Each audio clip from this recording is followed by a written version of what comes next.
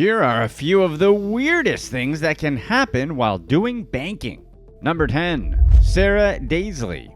Sara Daizli made Australian and international headlines not just for her bank fraud, but for her fashionable arrest. She made an effort to get arrested in style, wearing a slim gray onesie and gold designer slides. Authorities charged her with 112 fraud-related offenses, which is a pretty impressive amount of scamming. She used fake documents to submit loan applications and launder $500,000. Sara worked at the same bank she scammed and used her managerial position to steal cash and transfer it to fake accounts she controlled. If you're going to commit fraud, then there's no better job than working at the bank you're trying to scam. She cried in court when she learned that the judge denied her bail, meaning that she'd have to spend Christmas behind bars. However, Sara's criminal life goes deeper than stealing cash from bank accounts. Her husband, David Sakar, is a convicted drug dealer tied to Australian organized crime. And those 112 charges we mentioned are on top of 15 other charges brought against her a year before.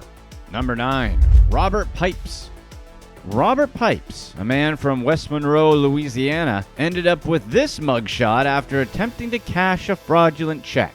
Maybe he could have gotten away with it, but people are bound to remember your face when you look like this. According to the arrest papers, the bank called the police after Robert left. The manager told them that Robert walked in and tried to cash a fake check. The check was for $1,941.16. Maybe Pipes thought writing the check for an oddly specific amount of money would make it seem more realistic, or maybe he just needed that exact amount of money for something. Either way, it didn't end up working out for him. Pipes told the police that it wasn't his fault. He claimed 2 guys had offered to pay him $200 to cash some checks. He said he knew the checks were bad, but he was drunk at the time, so he agreed to do it anyway. Pipes said that the guys dropped him off at the bank and then left. Nobody ever tracked down these masterminds, so it's unknown if they were real or just a creation of Pipes' drunken imagination.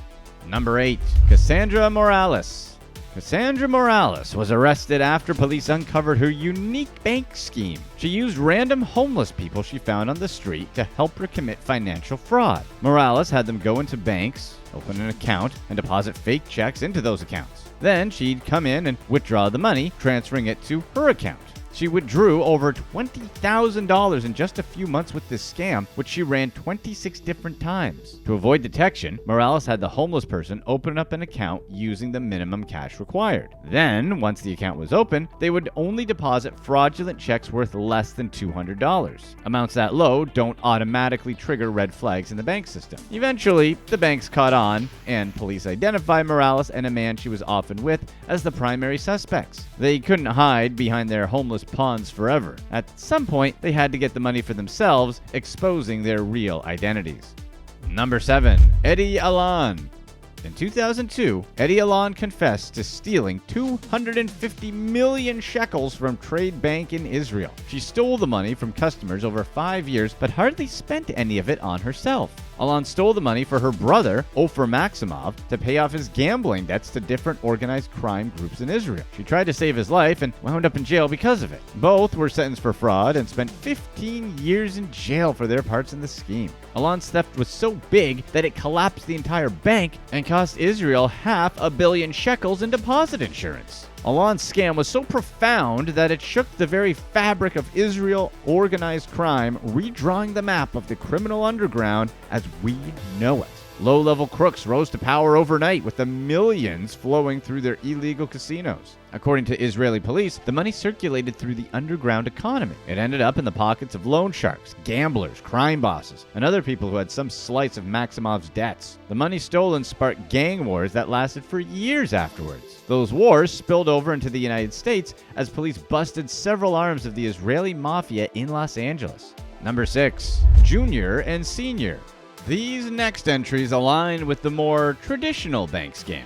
You can do all kinds of fun things with your dad, like going to baseball games or arguing about politics. Anthony Inarella Sr. decided bank fraud made for a great bonding activity to try with his son Anthony Inarella Jr. They were arrested together after they tried to withdraw thousands of dollars from a fake bank account they set up. The manager at the Wells Fargo that they tried to scam called the cops on them after they tried to take out $18,000 in cash. Taking out 18 grand in cash isn't normal customer behavior, making the bank rightfully suspicious. Who needs 18 grand in cash other than criminals and people being blackmailed by criminals? The manager told them he had to verify a few things and he could not give them the money right then and there. Anthony Sr. left his phone number with the manager, telling him to call when the money was ready. Instead, the manager called the cops. Police caught up to the father-son team and found what they called a large sum of cash along with several fake IDs. Apparently, they'd committed similar crimes in a nearby country. They were charged with larceny, criminal impersonation, identity theft, and forgery. They should have just thrown the old pigskin around if they wanted to have some bonding time. The court set their bail at $250,000.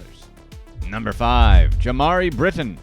JAHMARI Britton's getaway driver called the cops on him after robbing several banks in Florida. However, his getaway driver never got in any high-speed chases. It was an Uber driver who'd spent the day driving Britton around town. Britton Ubered from bank to bank trying to withdraw money from accounts that weren't his using stolen IDs. When he got arrested, he told police that his name was Andre and handed them a driver's license listing his name as Andre Rodriguez. He claimed he was withdrawing all this cash for a music video, which was a pretty clever excuse. It's pretty common to see rappers throwing around lots of cash in music videos.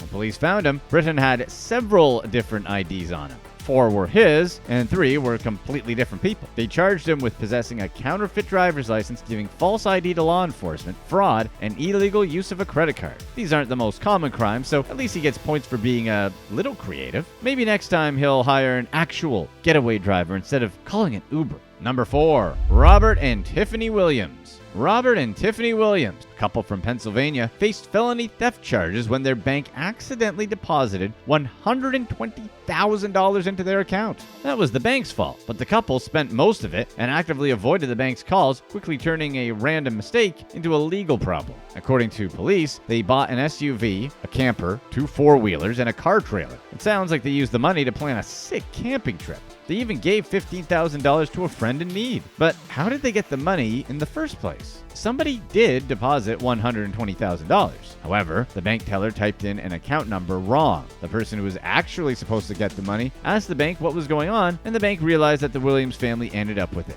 In an interview, Robert blamed poor legal advice that he'd gotten from some people. He probably thought the money was theirs to spend if someone accidentally deposited it. With all the checks and balances banks put in place, many questioned how such an egregious mistake could have happened. Then again, we're not too surprised with all the scammers and swindlers we cover on this channel. Check out this video for the full story on Robert and Tiffany Williams here. Number 3. Nick Leeson. Nick Leeson is an English criminal and former derivatives trader. He committed such massive fraud that he single-handedly brought down Barings Bank, the oldest merchant bank in England. Leeson made unauthorized trades with money that was not his, and he had a bold strategy for trying to make sure he always came out on top. Every time he lost money, he doubled the amount on his next trade to recoup his losses. This worked. Well, it worked for a while anyway. Long enough for Leeson's boss to put him in charge of the bank's futures and options office in Singapore. On January 16th, 1995, Leeson placed a short straddle in the Singapore and Tokyo stock exchanges. Basically, he bet that the Japanese stock market would not move significantly overnight. He wasn't supposed to be doing this, legally speaking, but he did it anyway. That night, the Kobe earthquake hit, sending the market into a crazy tailspin and destroying Leeson's plan. He made a series of increasingly risky bets to try and get the money back before anyone noticed, but nothing paid off. Leeson left a note that read, "I'm sorry," and fled Singapore to hide. He lost $1.4 billion of company money, and the bank never recovered. Leeson stayed on the run for a while, moving to Malaysia, then Thailand, then Germany, but eventually he was arrested and imprisoned. To learn more about how Leeson basically hid his mistakes in a special Oops account, check out the full story in this video. Number 2. Christine Lee. In 2016, a Malaysian student named Christine spent $4.6 million someone deposited into her bank account. She thought the money was put there by her parents. It wasn't. It was actually put there thanks to her bank fraud scheme. Christine was a chemical engineering student studying in Australia. She was arrested while trying to board a flight with an emergency issue passport and charged with dishonestly obtaining financial advantage by deception and knowingly dealing with the proceeds of crime. Basically, stealing and spending stolen money. Saying that she thought her parents gave her the money is a pretty lousy excuse. How did she do it exactly? She opened an account with Westpac Bank where she received regular deposits that were actually from her parents. Her parents sent her enough money to live off of while she was a student, but not enough to live the crazy life of luxury she was after. After realizing that the account had an unlimited overdraft policy, meaning she could withdraw money that wasn't there, she took money out and sent it to herself on PayPal. Over the next 7 months, she sent herself $4.6 million, funneling some of it into 2 different bank accounts. She used the money to go on shopping sprees, the biggest of which saw her spending $300,000 in a single day. Eventually, she got a little too greedy. The bank noticed something was weird when she transferred over $1 million to PayPal in one day. Number 1. Kellen Spadoni. Kellen Spadoni was arrested in April of 2021 and charged with theft, bank fraud, and the illegal transmission of monetary funds. Those are some hefty charges. So what did she actually do? Well, it wasn't entirely her fault. Spadoni attempted to transfer $82 into her bank account, but Charles Schwab, her financial service company, accidentally transferred more than $1.2 million.